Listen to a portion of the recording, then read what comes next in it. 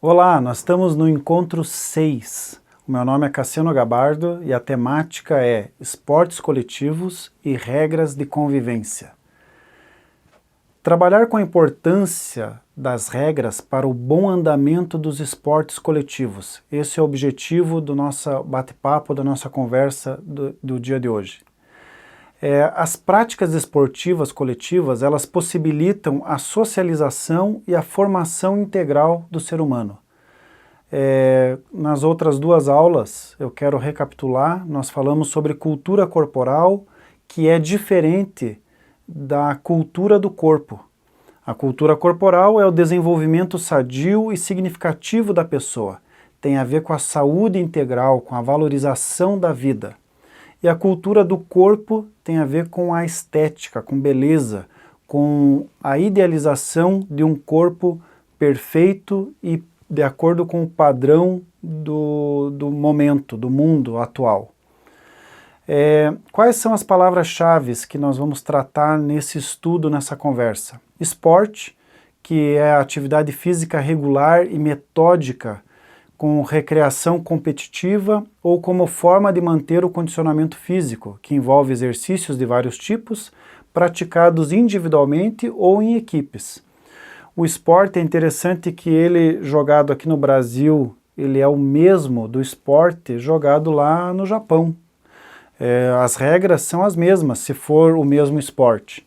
Então a criança que jogar futebol aqui e jogar lá no Japão não vai ter dificuldade nenhuma, porque é a mesma proposta, é a mesma ideia.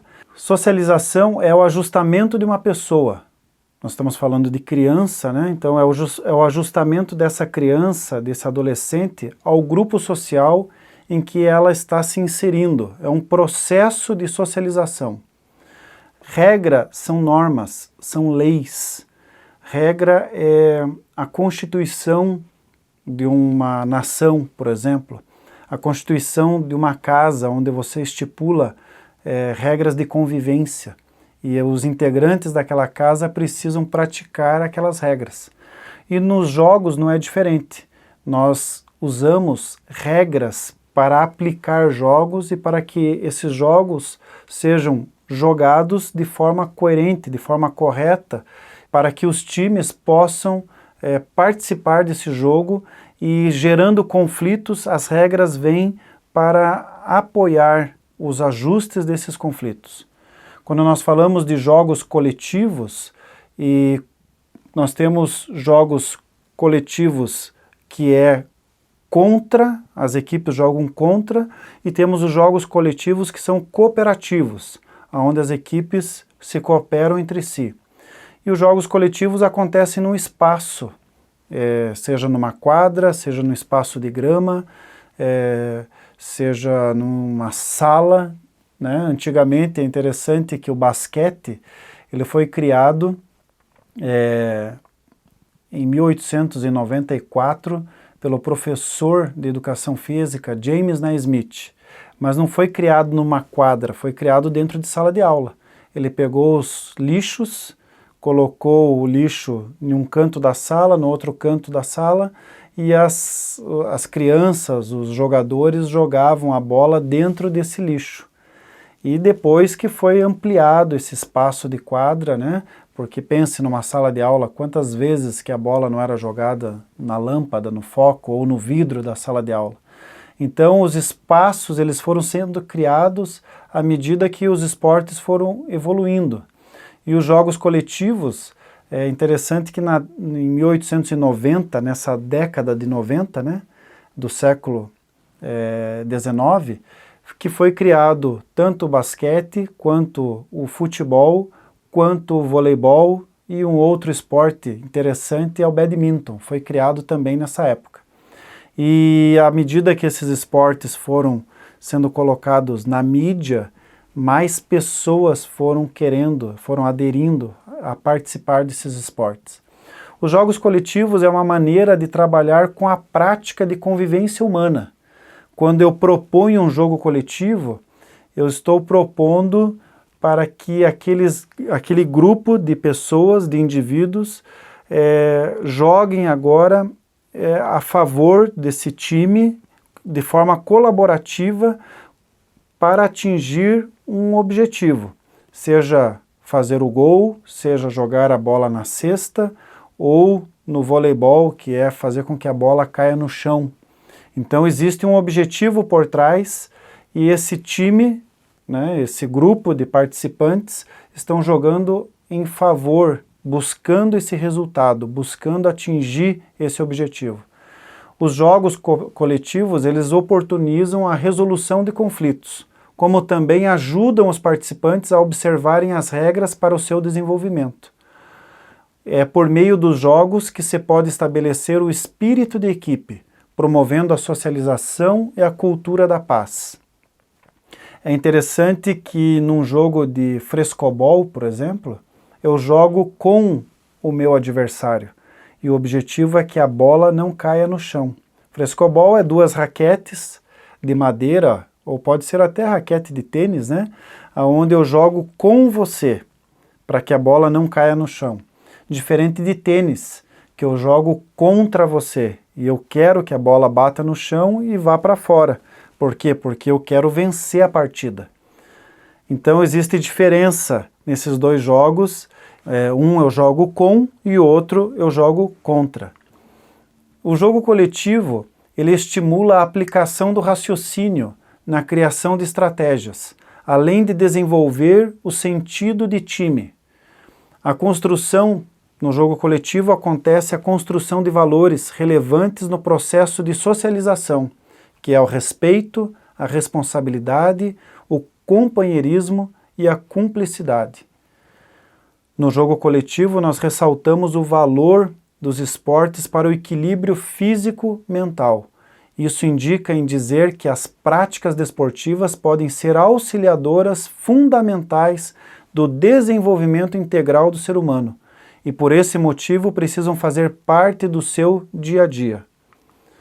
Quando nós conversamos sobre esse assunto jogos, e especificamente jogos em time, que nós estamos chamando de jogos coletivos, eles atuam diretamente nos relacionamentos entre si, os outros e com o meio ambiente. Por isso que eles irão aguçar noções de amizade, solidariedade, limites, observância de regras, a autoimagem, além de possibilitar que se estabeleça limites e reconheça potencialidades, destrezas e habilidades. No futebol, por exemplo, que é um jogo mais popular e dizem que é o jogo mais jogado no mundo. Segundo aí vem o voleibol, depois vem o basquetebol. Então, sendo o futebol o jogo mais jogado no mundo, pense que nós temos, vamos pegar a ideia do futebol de campo, nós temos aqueles jogadores que gostam mais de jogar no ataque. Nós temos jogadores que gostam mais de fazer o meio de campo, que é aqueles que ligam a defesa com o ataque. E nós temos aqueles jogadores que gostam de jogar atrás, de defender o time. Então, nessa ideia, nós podemos entender as diferenças de habilidades.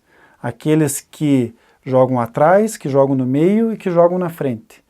E também tem o goleiro, que é aquele que gosta de pegar a bola com as mãos, de defender. Então só aí nós conseguimos considerar diversas habilidades dentro de um esporte coletivo.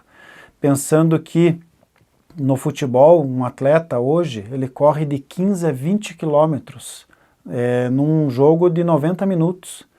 E se você parar para ver o quanto, analisar e fazer uma cronometragem do quanto que um atleta pega na bola, você vai perceber que nesses 90 minutos ele não pega mais do que 2 minutos na bola. Então olha, 90 minutos para correr 15 quilômetros e para pegar apenas 2 minutos. Então esse atleta tem que fazer jus, né, ao tempo que ele está com a bola nos seus pés. Ele praticamente não pode errar, porque se ele errar, ele vai ser visto e com certeza, né, os torcedores vão, entre aspas, né, malhar ele pelo erro que ele cometeu. Então, o esporte ele é indiscutível a destreza, né, daqueles que praticam ele. E conforme essa destreza eu divido o meu time. O que eu falei há pouco tem a ver com o esporte de alto rendimento, de alto nível.